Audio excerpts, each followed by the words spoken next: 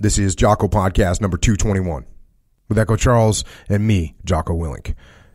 Good evening, Echo. Good evening. June 15th, 2010. Members of the Selection Committee.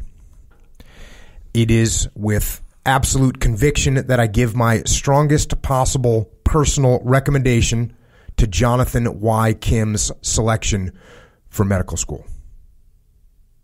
There is no one more qualified to make this recommendation than me, as Jonathan was under my direct supervision as a U.S. Navy SEAL combat medic while I commanded SEAL Team 3 Task Unit Bruiser during the Battle of Ramadi, Operation Iraqi Freedom, from April until October 2006. During this time, the city of Ramadi was the epicenter of the insurgency and a place filled with fear, violence, casualties, and death. In that brutal and unforgiving environment, Jonathan's undaunted courage, tenacious devotion to duty, and superb skills as a combat medic were tested and proven over and over again. On one particular occasion, he and a small element of other SEAL combat advisors were leading a patrol of Iraqi soldiers through an enemy-controlled sector of Ramadi. The patrol was ferociously ambushed, leaving an Iraqi soldier severely wounded and lying helpless in the street. Jonathan and another SEAL, who had taken refuge from the enemy gunfire behind a concrete wall, left their safe position and stormed forward into the hail of enemy bullets. They then dragged the wounded soldier under intense enemy fire back to a secure position where Jonathan immediately began performing combat trauma care on the Iraqi soldier. Another Iraqi soldier was then wounded by enemy fire, and Jonathan provided medical care to him as well, eventually organizing the casualty evacuation for the wounded men. For his actions that day, Jonathan was awarded the Silver Star Medal in recognition of his bold courage under enemy fire. That level of heroism and bravery was not an isolated incident. On another occasion, Jonathan exposed himself to enemy sniper fire in order to attend to one of his SEAL platoon mates who had been severely wounded by an enemy sniper round that had struck the SEAL in the face. Exposing himself to the enemy sniper fire that had just wounded his fellow SEAL, and with blatant disregard for his own personal safety, Jonathan moved to the fallen SEAL, stabilized the patient, and organized the evacuation. For this action, he was awarded the Bronze Star Medal with Combat Distinguishing Device. Jonathan's bold courage, calm decisiveness, and intrinsic desire to provide care to the wounded, even under the most intense urban combat imaginable, continued for our entire deployment.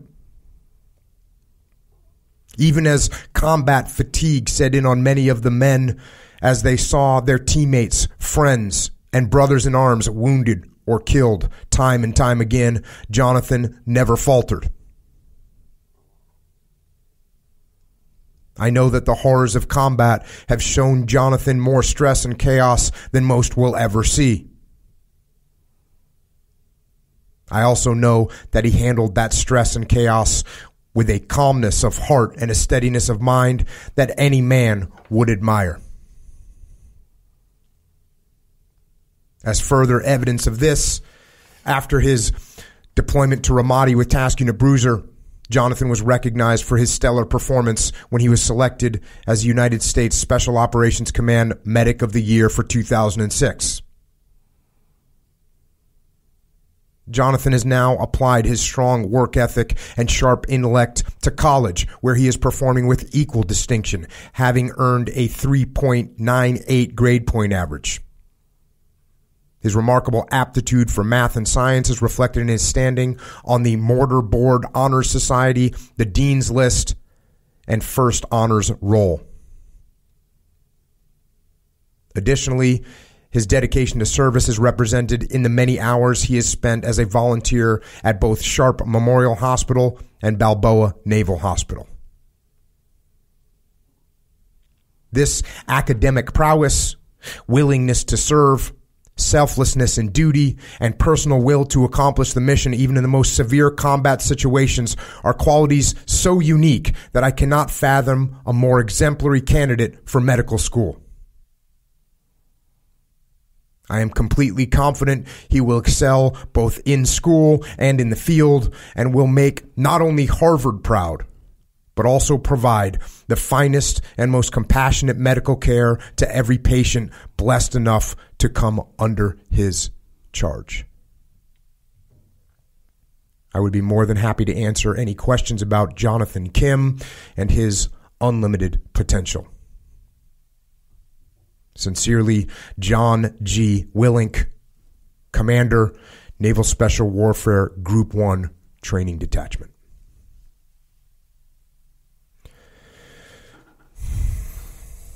And that right there was a letter of recommendation I wrote for Jonathan Kim, otherwise known as Johnny Kim, for his acceptance into Harvard Medical School.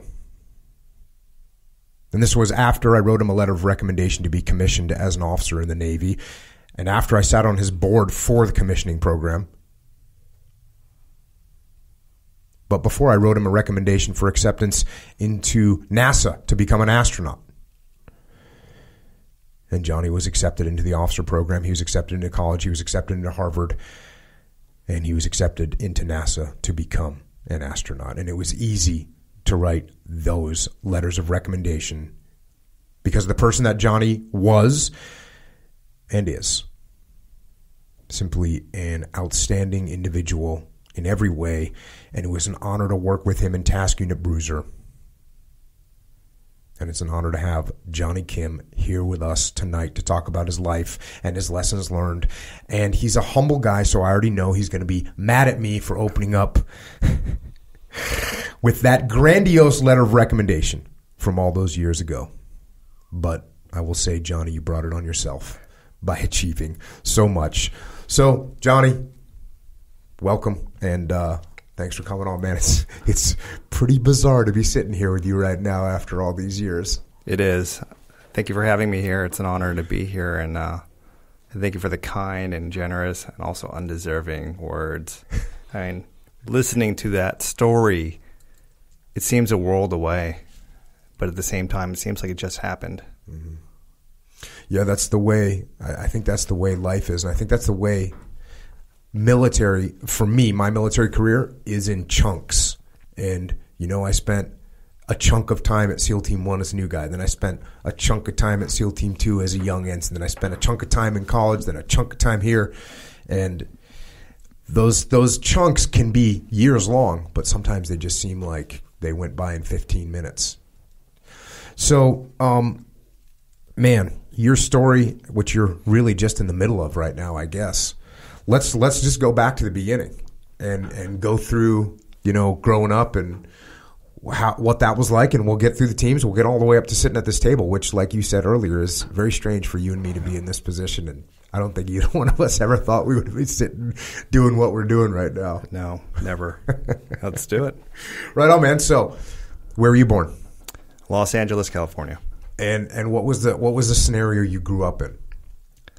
Yeah, so first generation Korean American. My parents immigrated to the States in the early 80s, a couple years before I was born. I was born in 84. And,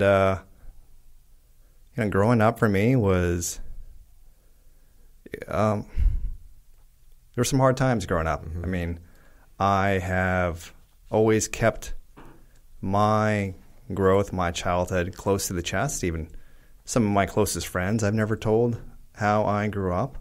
And it wasn't out of shame or anything, but I think it was a little bit, I think it's always been private for me. Mm-hmm. And it's been a part of my identity. And for a lot of the same reasons why I wanted to be a SEAL, that creed we swore to never really do the things we do and not seek recognition for it. I've never, in that same vein, I never wanted to tell my story. Mm-hmm. But, my dad was a hard worker. He was uneducated. I think I don't know if he finished high school, but he grew up in a poor rural area in South Korea.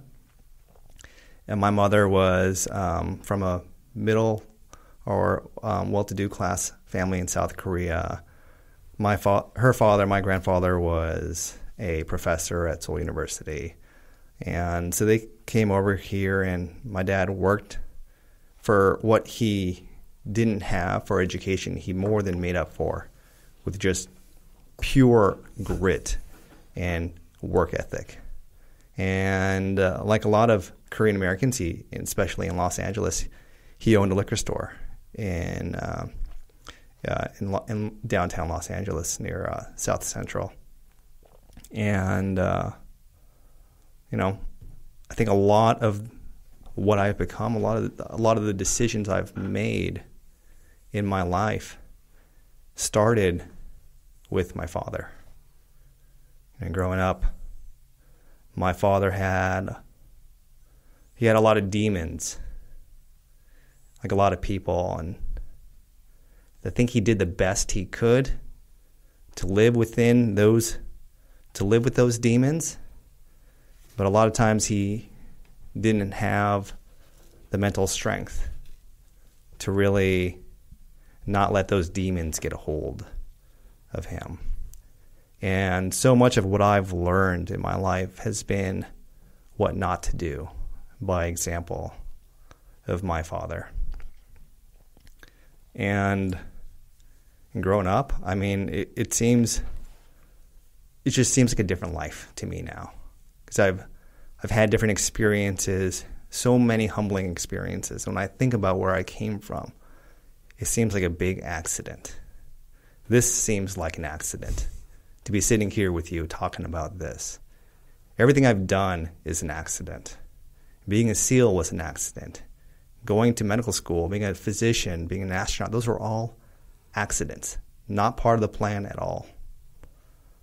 All I wanted to do as a kid growing up was protect my family, protect really my mother and my brother from my father, who was very abusive. And like a lot of families, suffered from alcoholism, some pretty bad alcoholism. So when you were experiencing that growing up, at what age did you recognize that this was not normal?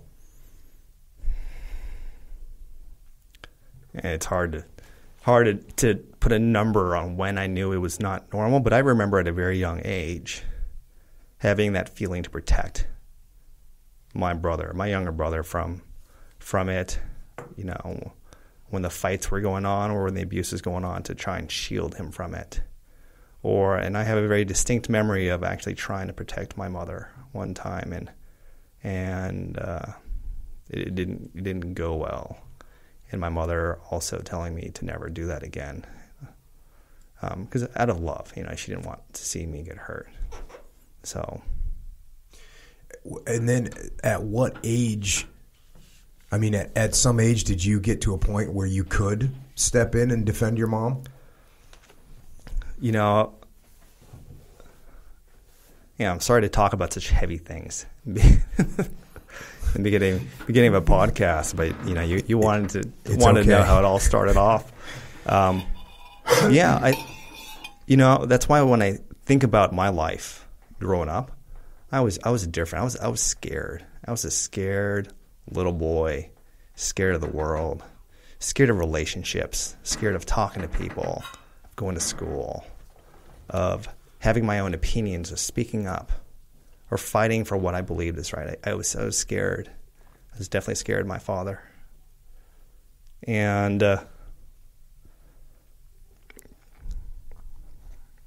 it was just living on eggshells to make sure